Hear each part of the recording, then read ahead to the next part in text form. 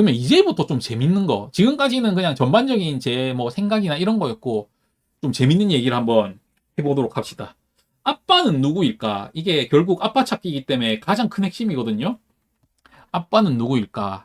이런 스릴러물을 접해가지고 범인 찾기를 할 때는 의심하고 또 의심해야 됩니다. 그리고 그 의심하는 것 중에 가장 첫 번째는 주위의 사람이거든요. 주위의 사람을 의심해야 된다. 저는 그래서 이걸 몇 타 보다가 아빠 누굴까 딱 생각하면서 딱 머릿속에 떠오른 사람은 이 사장, 오른쪽 위에 있죠. 오른쪽 위에 있는 이 사장이 혹시 아빠가 아닌가 이 생각을 했거든요. 왜 이 사장을 의심했냐? 첫 번째로 이제 머리카락 색깔. 당연히 지금 보면은 아이가 애를 낳는데 아이는 보라색 머리인데 애가 둘 다 금발이야. 그럼 뭐겠어? 아빠가 무조건 금발이죠. 그럼 주변에 금발 어른이 남자가 누가 있냐? 봤더니 사장이더라고.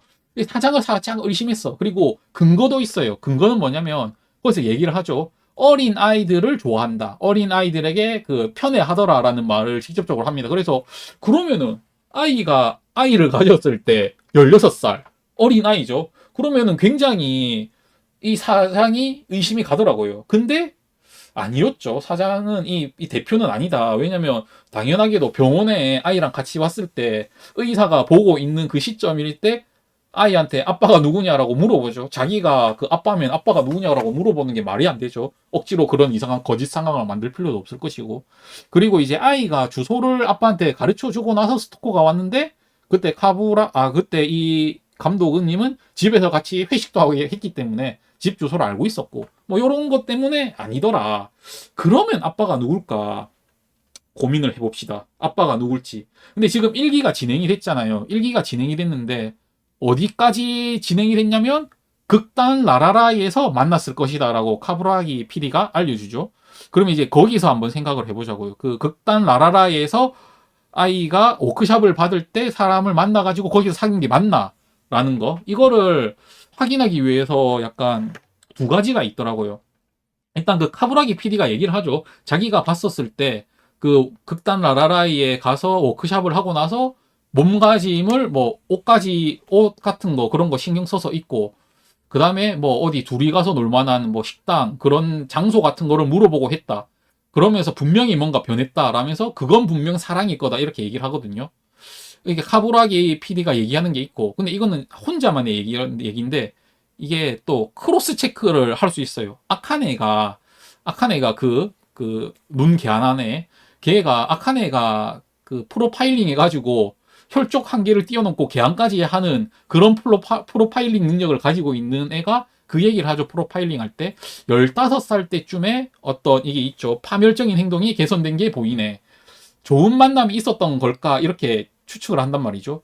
근데 아이가 그 극단 라라라이에 간 게 15살인지는 몰라. 살인지는 그때 갔는지는 모르긴 한데 어떤 행동이 확 변하게 됐고 그것도 이제 어떤 사랑을 했기 때문에 변한 것 같다라고 아카네도 생각을 한단 말이죠. 그러면 카브라기 PD도 그렇게 생각하고 아카네도 그렇게 생각하기 때문에 교차 검증이 어느 정도 된다고 생각을 해요. 그래서 아마 극단 라라라이에서 워크샵을 갔다 했는데 그때 만났던 사람이랑 사귄 게 아닌가 이게 맞는 것 같아요. 그리고 또 다른 게 생각을 해볼 수 있는 게 지금 아쿠아가 그 이 아빠를 찾아가는 과정이 스텝 바이 스텝으로 진행이 되고 있거든요. 보면 어떻게 진행되고 있냐면 아역일 때 그 감독을 만나가지고 드라마를 짧게 찍게 되죠. 그때 카나랑 알게 되고 근데 그 카나랑 인연이 이어져 가지고 고등학교 때 카나를 통해 가지고 그 쿄와마 그 스토커 악역으로 그걸 찍게 되고 그때 카브라기 PD를 알게 되고 그 카브라기 PD가 연애 리얼리티 쇼에 나가라고 해가지고 그거 찍고 그래서 그 대가로 라라라이 갔다는 걸 듣고 이렇게 그 스텝 바이 스텝으로 점점 아빠에게 다가가는 식으로 전개가 되고 있단 말이죠. 근데 여기서 이렇게까지 한 1기를 다 소비하면서 라라라이까지 갔는데 라라라이에서 만난 사람이 아니더라라고 얘기하면은 얘기하진 않을 것 같아요. 이게 만약에 정통 스릴러물이다. 그러면은 그럴 수도 있어. 요렇게 같이 가봤는데 이게 아니고 이 방법도 해봤는데 여기가 아니고 저렇게 해봤는데 여기가 아니다가 찾는 이런 게 어떤 범인 찾기를 할 때 다양하게 이게 실패를 하면서 할 수 있는데 이거 같은 경우는 아이돌도 나와야 되고 또 연애도 해야 되고 이러다 보니까 그렇게까지 빙글빙글 돌릴 것 같지 않아요. 그러면 너무 진행이 더뎌지니까 아마 극단 라라라이에서 만났던 게 맞을 것 같다. 자, 그러면은 극단 라라라이에서 어떤 사람을 만났을까? 극단 라라라이에서 만난 사람 중에 누가 아빠일까? 극단 라라 이렇게 저는 두 가지로 생각해 봤어요. 연상이 있을 수 있고 나이 많은 사람, 나이 많은 사람이 있을 수 있고 좀 나이 어린 또래가 있을 수 있고 이걸 생각해 보니까 이건 젊은 사람일 것 같아. 왜냐면 나이 많은 사람 예를 들어 뭐 그 극단의 대표라든지 뭐 감독이라든지 강사라든지 그렇게 그 나이 많은 사람이랑 사귀었을 수도 있는데 그런 게 아닌 것 같은 게 그렇게 얘기하잖아요. 카부라기 PD가 그 아이가 그 거기를 갔다 오고 나서 그 어떤 단둘이 시간을 보낼 수 있는 뭐 식당 같은 걸 물어보고 옷가짐을 더 신경 쓰게 됐다라고 얘기를 했거든요. 그러면 만약에 나이 많은 라라라의 어떤 대표랑 사귀었다. 그래서 애를 만들었다 하면 식당을 자기가 뭐 식당을 자기가 알 필요가 없어요. 왜냐면 그 연상인 남자가 당연히 식당을 다 데려가겠죠. 그렇게 다 식당을 그냥 차 타고 따라만 가면 돼. 그 나이 많은 사람들이 분명히 다 이렇게 이끌었을 거기 때문에 식당을 알 필요가 없어. 그리고 옷도 막 이렇게 갖춰 입을 필요가 없어. 왜냐면 16살의 어떤 그 아이돌이라는 것만으로도 충분히 그 매력적이기 때문에 굳이 그 막 옷을 막 챙겨 입을 필요가 없어. 그 16살 아이돌이면 인기 그 나이 많은 사람 입장으로서는 뭐 최고지. 그런데 이제 옷을 막 이렇게 신경 쓰고 식당을 찾았단 말은 나이 많은 사람이 아니고 젊은 사람인 거지. 라라라이의 워크샵이라고 했거든요. 그러면 워크샵을 간 게 극단 워크샵이니까 연기를 하는 이런 연기를 하는 젊은 남자들이겠죠. 그런 뭐 연기자 지망생이거나 연기자거나 거기서 이제 젊은 사람이랑 만났다면 잘생긴 사람을 만났다면 인기 많은 사람을 만났다면 아무리 아이가 뭐 사랑할 줄 모르고 사랑받을 줄 모르는 애라 하더라도 그래도 그런 인기 많은 남자를 사귀면 그 남자 주변에 또 여자가 얼마나 많겠어. 그러니까 질투심이 없을 수가 없다고. 사이코패스는 아니니까. 그래서 옷도 아무래도 더 신경 쓰게 될 것이고 둘이 만날 장소를 알아보는 것도 말이 맞다. 그래서 아마 제 생각에는 라라라이에서 워크샵을 하면서 또래 뭐 약간 연상이거나 그런 사람을 만나지 않았을까. 그리고 엄청 잘생기고 인기 있고 그런 사람일 것이다. 그리고 또 조금 더 얘기를 해보면은 아마 아이에게 사랑을 많이 줬을 것 같아요. 아이가 사랑을 못 받았기 때문에 어떤 가정을 꾸리는 거에 대한 환상도 있고 사랑받는 거에 대한 그런 게 있었을 것 같아요. 그런 거를 충족시켜 줄 수 있었던 엄청 잘생기고 인기 있고 유망하거나 유망하게 될 것 같은 신인이거나 하여튼 그랬을 것 같아요. 그래서 아이랑 만났을 것 같고 근데 우리는 알고 있죠. 그 살인교사를 하는 무서운 놈이라는 거. 그래서 겉과 속이 굉장히 다른 속은 사이코패스인 것 같은 본인의 성공이 가장 중요한 그런 애일 것 같습니다. 그래가지고 맞아. 그렇게 생각을 하고 또 추가로 이거는 사실 아닐 수 있어. 왜냐면 제가 찾다 보니까 아닐 수 있는데 여기 눈동자 있잖아요. 눈동자 보면은 이게 아쿠아는 오프닝에 잠깐 나온 눈동자고 나머지 두 개는 이제 그 루비 잠깐 나온 건데 이게 옆에 녹색으로 물결처럼 안테나처럼 이렇게 그 표시해 놓은 거 있잖아요. 녹색으로 초록색으로 이게 항상 없어. 워낙 이제 눈에 엄청 화려하게 표현을 하는 애니메이션이긴 한데 이 옆으로 가로로 나오는 이 무늬는 딱 네 번만 나온단 말이죠. 근데 아쿠아 같은 경우는 약간 흑화 있을 때 나와요. 애기일 때 약간 기분 나쁜 애 연기할 때 그때 살짝 나오고 오프닝에서 살짝 나오고 이렇게 흑화 있을 때만 이런 표시가 나오더라고요. 루비도 좀 뭔가 진지한 표현일 때 나오고 그래서 저는 생각을 한 게 이게 그 아빠한테 물려받은 게 아닌가 생각을 했었거든요.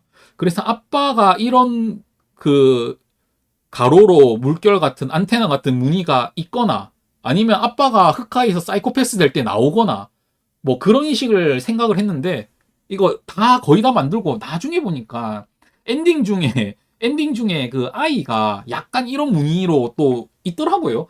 그래서 아닐 가능성이 있는데 근데 보면 좀 약간 녹색으로 표현을 하거든요. 그래서 아마 아빠가 약간 녹색 눈이지 않을까. 가능성은 낮지만, 녹색 눈이거나 아니면 뭐, 그, 약간, 사이코패스가 됐을 때 녹색이 나타나거나 뭐 그런 식이 될 것 같아요. 그래서 좀 정리를 해보면, 아빠는 누구인가? 아빠는 아마 머리카락 색은 루비랑 이제 그 아쿠아랑 똑같은 금발일 것이고, 눈동자 색은 낮은 확률로 녹색이거나 뭐 녹색 관련 뭔가가 있을 것 같다. 그리고 아쿠아랑 닮았을 것이다. 이 너무 당연하게도 루비가 아이랑 엄청 닮았잖아요. 그 아빠랑 엄청 닮았겠죠. 아빠도 나이가 어렸을 것 같고 하니까 아마 지금 나이로 해도 아빠가 뭐 20대 후반 이렇게 생각해도 그 요즘 뭐 연예인들 다 어려 보이니까 아쿠아랑 거의 차이 안 나게 닮았을 것 같아요. 그리고 극단 라라라에서 만났던 게 맞고, 그리고 젊은 남자고, 엄청 유명한 인기인, 그리고 사귀었을 때 사랑을 많이 줬고, 근데 그 무엇보다 본인의 성공이 중요한, 본인이 아이가 있다라는 거를, 그러니까 아이, 자식, 호시노이 말고 쌍둥이가 있다라는 걸 절대 들켜서는 안 되고, 그런 걸 입막음하기 위해 살인까지 저지를 수 있는 사이코패스 같은 면이 있고, 근데 이렇게 얘기하고 보니까 아쿠아 같다. 그러니까 아쿠아랑 닮았다. 맞죠? 아쿠아도 엄청 좀 차갑고 그런 식으로 하잖아요. 보이잖아요. 그 좀 광적인 모습이 있고. 그래서 아쿠아랑 닮은 애가 하여튼 뭐 요게 아빠일 것 같아요. 뭐 나와봐야 알겠죠. 근데 이것도 좀 생각을 같이 해볼 필요가 있는 게, 왜 죽이려는 걸까? 맞죠? 왜 죽이려는 걸까? 한번 생각해 보셨어요? 그 굳이 죽일 필요가 있었을까? 너무 완벽주의자인 건가? 이게 일단 아이 죽인 거를 생각을 해보면, 일단 그 스토커가 죽였지만 여기 나오죠. 료스케. 얘가 죽였긴 한데, 얘가 왜냐면 집 주소를 모르기 때문에 분명히 그 집 주소 전화를 받은 이제 아빠가 알려준 게 맞는 것 같아요. 그러면 아빠가 사주를 해서 죽였단 말인데, 근데 또 얘 료스케 하는 행동을 보면 사주받은 것 같진 않고, 진짜 그 스토커가 그 아이돌이 거짓말해서 죽이러 온 것 같아 같이 행동을 좀 하거든요. 그래서 사실 그 아빠가 흑막인지도 사실 조금 아닐 수도 있다는 가능성은 있어요. 근데 이거는 약간 페이크를 준 것 같고, 그 주소를 알아낸 것 때문에 그 얘가 탐정 짓을 하지 않았을 거다라는 아쿠아의 말도 있고 하니까 분명히 그 아빠의 사주가 맞는 것 같아요. 그러면 그 아마 뭐 그런 거겠죠. 굳이 생각을 해보면은 아이가 전화해가지고 우리 자식 보러 올래 이러니까, 아니 얘가 잠잠하다가 갑자기 애 보러 오라 그러니까 자기는 이제 자식을 놓은 걸 들키기 싫으니까 안 되겠다, 뭐 말로 좋게 해가지고는 언제 또 협박하거나 뭐 그럴 수도 모른다, 야 이 싹을 잘라야겠다 생각해서 죽인 거다라고 생각하면 뭐 말이 맞긴 맞거든요. 근데 그렇게까지 들키기 싫고 잔인한 사람인 건가라는 생각이 들고, 그나마 호시노 아이를 죽인 건 그나마 이렇게 억지로 이해를 할 수 있는데, 근데 문제는 이제 의사를 죽인 거거든요. 이게 1화에서 보면은 애초에 1화에서 나타났을 때는 아이를 죽이려는 게 아니고 의사를 죽이려는 목적으로 왔어요. 그래서 이제 달려 도망쳐가지고 의사를 끌어들이고, 그 다음에 이제 떨어뜨리고, 죽은 거를, 떨어진 거를 이 나타 와가지고 확인까지 하거든요. 약간 이 어깨 살짝 보여주거든요. 그렇기 때문에 의사를, 분명 목표가 의사였는데 왜 의사를 죽이려고 했었을까? 이게 좀 그렇죠. 이게 아이를 호시노 아이가 쌍둥이를 낳지 못하게 하려고 죽인 건 아닌 것 같아요. 그거 뭐 의사 한 명 없다고 애를 못 낳는 것도 아니고, 다른 의사도 있을 것이고, 심지어 의사가 없었어도 어떻게든 낳았을 텐데 그것 때문에 그러진 않았을 것 같고, 왜 이제 의사를 죽이려고 했을까가 이제 문제인데, 여기서 이제 한 개 짚고 넘어가야 될 게,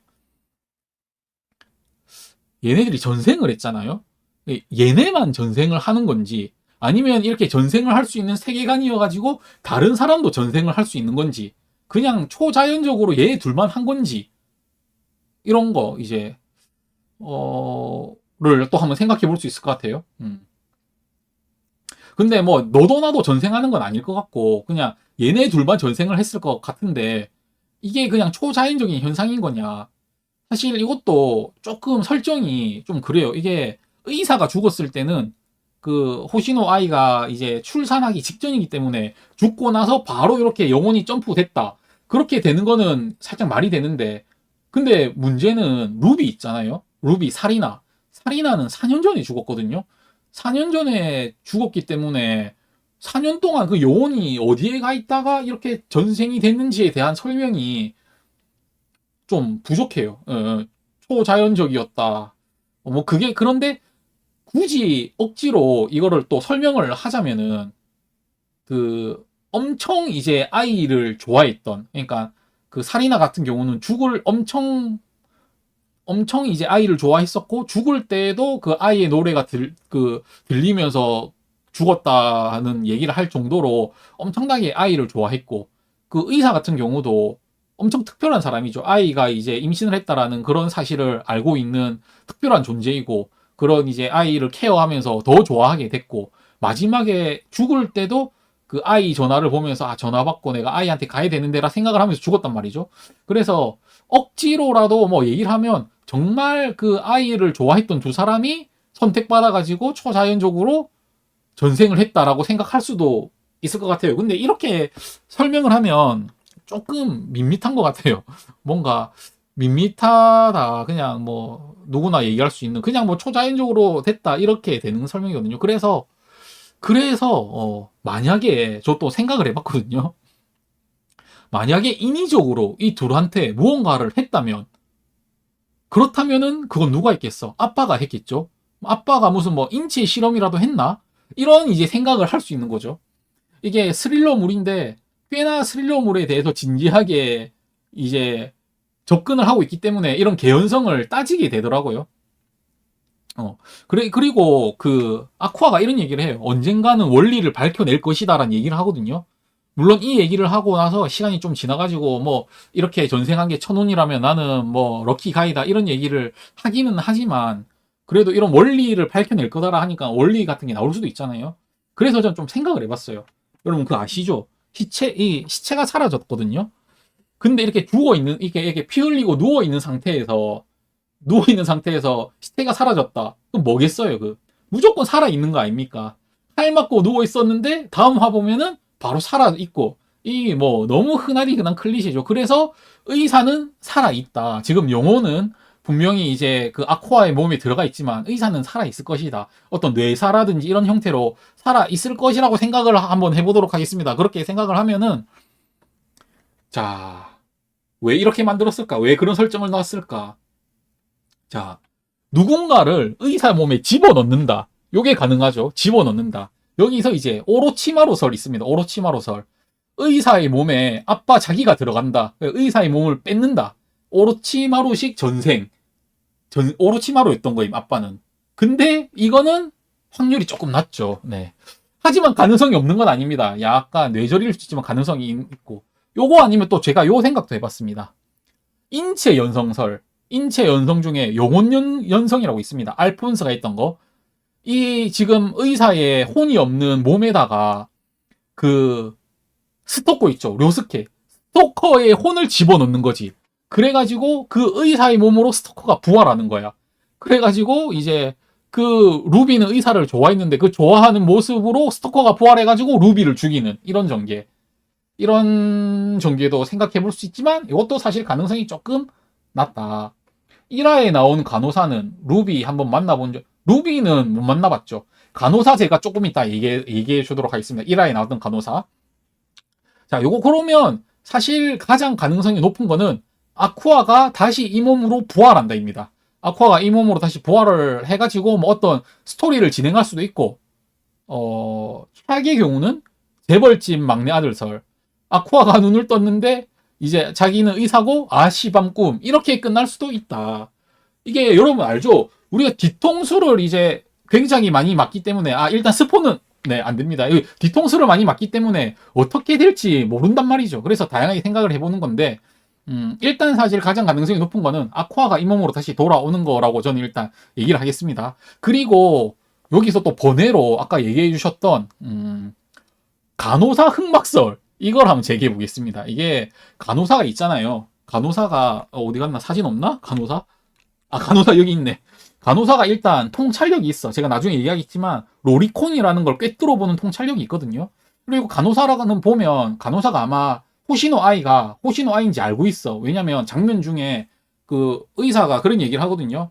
아, 아이, 너는 우리 병원에서는 가명을 쓰자. 이렇게 얘기하는 장면이 있는데, 그때 아이가 있고, 그 다음에 그 의사가 있고, 옆에 간호사가 있거든요. 이게 근데 장면이 약간 좀 멀어지면서 이 장면이랑 말이 따로 노는 건지 조금 애매하긴 한데, 그 얘기를 들었을 수도 있어. 그리고 뭐 몇 달 동안 있었으니까 뭐 알게 됐을 수도 있고, 이 간호사가 아이의 얼굴은 알잖아. 의사가 이제 그 아이돌 영상 보는 걸 봤으니까. 그래서 뭐 알았을 것 같아. 그렇게 따지면은 이 간호사는 또 그게 있어. 지금 전생을 한 게 루비랑 아쿠아인데 둘의 공통점은 이 병원에 있었다는 거거든요. 이 병원에 있었다는 거고. 그리고 의사가 안 죽었고 시체가 만약에 살아있는 거라면은 이제 간호사가 어떤 시체를 보존하고 있지 않나 이런 생각도 해볼 수 있다. 그게 뭐 어떤 그 아빠 될 놈, 흑막인 아빠랑 같은 편이라서 그렇게 했는지 아니면 뭐 어떻게 해서 그냥 하고 있는 건지 진짜 얘가 흑막인 건지 모르지만 그럴 가능성도 있다라는 거 그렇게 생각을 합니다. 그래서 하여튼 뭐 아빠 누구일까 뭐 이런 거 한번 좀 얘기를 해봤고요. 그래서 뭐 채팅도 있고 해서 말씀드리면 제가 만화책 원본 안 보고 애니만 보고 지금 주저리 떠드는 거라서 당연히 뭐 안 맞는 게 많을 겁니다. 하지만 이렇게 생각을 해볼 수 있다라는 거. 아니 근데 아쿠아가 시체가 발견이 안 됐다라고 하는데 알고 봤더니 시체만 발견이 안 된 거고 죽은 거다. 이것도 이상해. 그럼 굳이 이런 설정을 넣을 필요가 없거든. 나중에 봤더니 아 시체가 어딘가에 묻혀 있더라. 뭐 잘 숨겼더라. 이거는 스토리 진행상 그냥 뭐라 해야 되죠? 그냥 이 스토커라든지 아빠가 완전 범죄를 했다. 그냥 시체를 그냥 잘 숨겼다라는 거밖에 없거든요. 그래서 이야기를 좀 이렇게 이끌어 나갈 거면 제가 봤을 때 살아있는 가능성이 있고 나중에 얘로 돌아올 가능성 그런 게 좀 있을 것 같다고 일단 생각이 듭니다. 일단 다음으로 넘어갈게요. 네. 이제 또 재밌는 거 얘기해 봐야죠. 이제 아쿠아 커플링.